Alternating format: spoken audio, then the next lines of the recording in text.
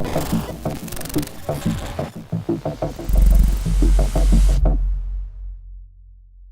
welcome back to Cylance TV. I am Matt Stevenson with special guest Elinor Mills. Would it be fair to say you were there from the very beginning of what is this hacking culture thing that we do? You've been reporting on technology, security, all this good stuff going back to the third DEF CON, 1995. Wow. Yeah. So we got a red letter event happening. We are, to date stamp this, we are Black Hat 2018. You're going to be at DEF CON this weekend moderating a panel.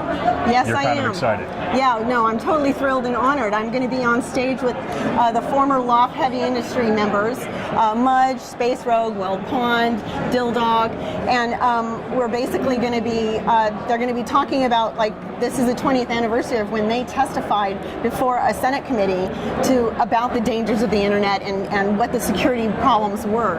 That was the genesis of the quote of the seven of us up on stage could, or even one of us with some, good tools, could take down the internet in 30 minutes. And at that point, Congress was aghast. Oh my God, these people are terrible. Today, they work in the Congress. They're running for Congress at this point. Yeah, they've started their own companies. They are working for the government. They're helping change the government from the inside out.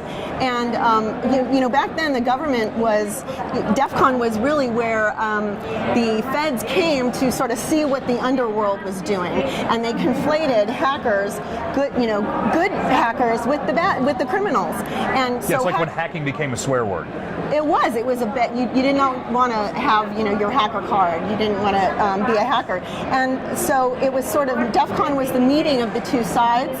There was always a sense of once they got here, we know who you are and you know who we are, and a game of try and spot each other, and that's the Spot the Fed contest was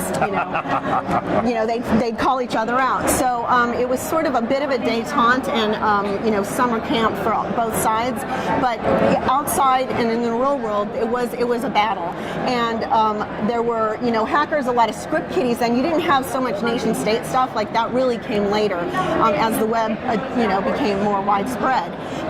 But you had the script kiddies, and you had others who were just trying to seek fame and try and cause some trouble, and then you had people like the L0pht members who were finding vulnerabilities in software that thousands, millions of companies and computers are running.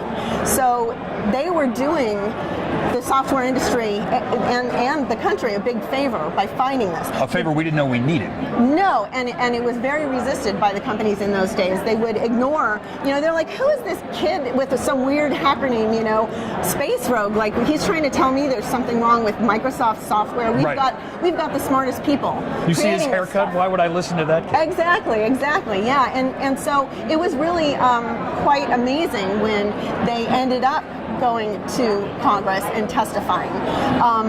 But I think that was the beginning of a change in attitude. It took a while for a lot of the companies, the software makers and vendors and the rest of the industry to catch up. And even with the government, it sort of had to kind of filter out over time.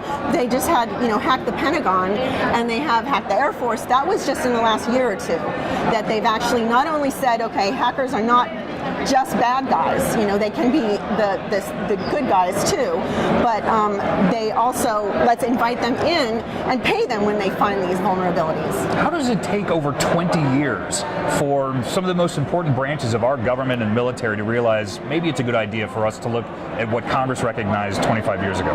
When's the last time Congress led the way on anything? Well, yeah, that's true. Mindsets move slowly in government, and especially military, and you're talking a lot of the national security is that military mindset. So, it's a slow-moving ship. And when you have even like major companies that are suing security researchers who are trying to point out vulnerabilities in a responsible way, it's kind of sort of they feed off each other, like, oh, we still can't trust these guys. But we're finally at a place where things are turning around, and it's really exciting. Now, you were a tech reporter in the early days of Windows, you've seen the resurgence of Apple going up through to the point of Google, almost to where we are today, where it's people are wearing $1,000 computers on their hands. Hacking, we know it's bigger, and it's not just bad guys. How much now is it the hacker's responsibility to lead, as opposed to react, wait for something, to put something out there, let's go find what's wrong with it, tell them what's wrong. Are hackers now at the forefront of these things? They are leading these companies in the first place. Oh yeah, so you have Veracode, started by l0pht, heavy industry members, the hackers from l0pht, and adds vulnerability. It's all about showing companies and enterprises how to protect themselves, how to stay on top of their vulnerabilities, how to keep their applications secure. I mean, those hackers of the 90s are now teaching the industry and coming up with the cutting edge ways to write secure code and maintain your systems, to how to minimize your risk with all these new devices that are coming into play. So that's the seed of the true innovation, is the people who were willing to think outside of the box and really just think critically. Yeah. Now, we were talking a little bit before we started recording, and you had a great line about you hope the kids of today even know their history on this stuff. Do they even realize there was a time when this was a criminal activity? That the fact they were even allowed into the building where Congress has sessions was a major deal. Are they aware? And if not, what can we do? How should we be doing it? Or are we shortchanging them? Of course they're aware of this. No, I think a lot of them are not aware. They weren't born then, a lot of the people here.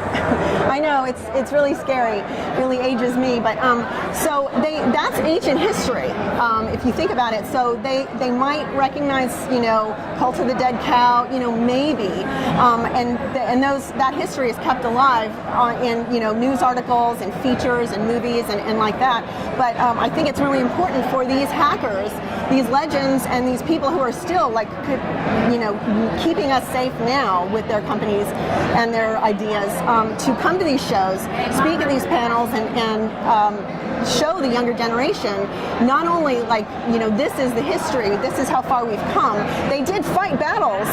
That's the reason they're getting recruited, these young kids, but from the government and from big companies, is because these early hackers paved the way to show that hacking is really what we need, more hackers like that. So, well, some good news on the future. At B-Sides Las Vegas this year, there was a father and brought his 6-year-old daughter to B-Sides Vegas from California because she wanted to go. Oh, that's fantastic. So there are the kids who know their history.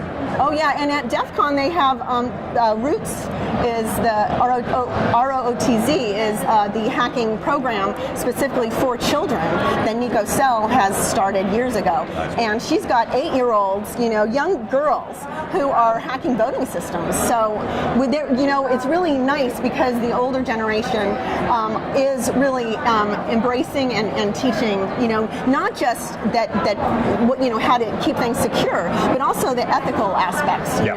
What don't do this. It's sort of like the elephants. The matriarchal elephants. They are teaching the younger elephants, and especially the teen boys.